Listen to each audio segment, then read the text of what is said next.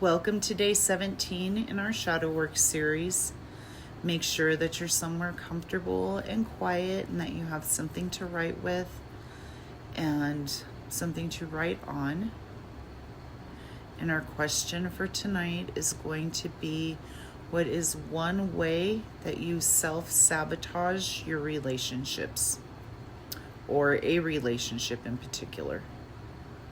So when we think about self-sabotaging, it's usually when we do something or react a certain way to end something, and in ending it ourselves, that gives us a sense of control because we're not having to face unknowns, and we have control of how that relationship or situation is going to end.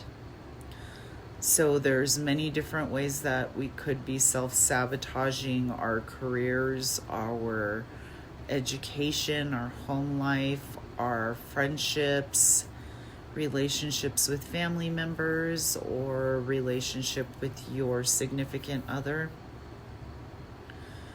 Once you've identified one way that you self-sabotage in one of those areas of relationships, then start to think back on how long have you been doing this?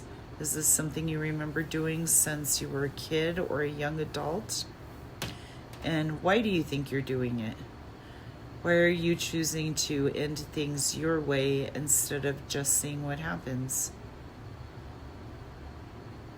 And then once you write about that, I'd like you to think about what could you do to change that?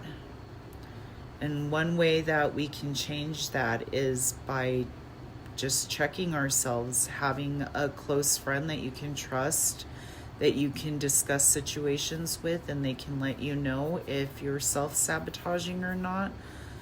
Oftentimes I have to do that because I am guilty of self-sabotaging at times too. And that usually happens to those of us who have dealt with abuse for a lot of our lives. We self-sabotage things because it gives us a sense of control, and we don't have fears because we know what will happen.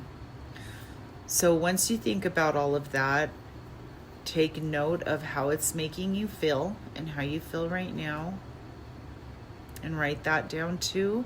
And then either tomorrow or within a couple days, after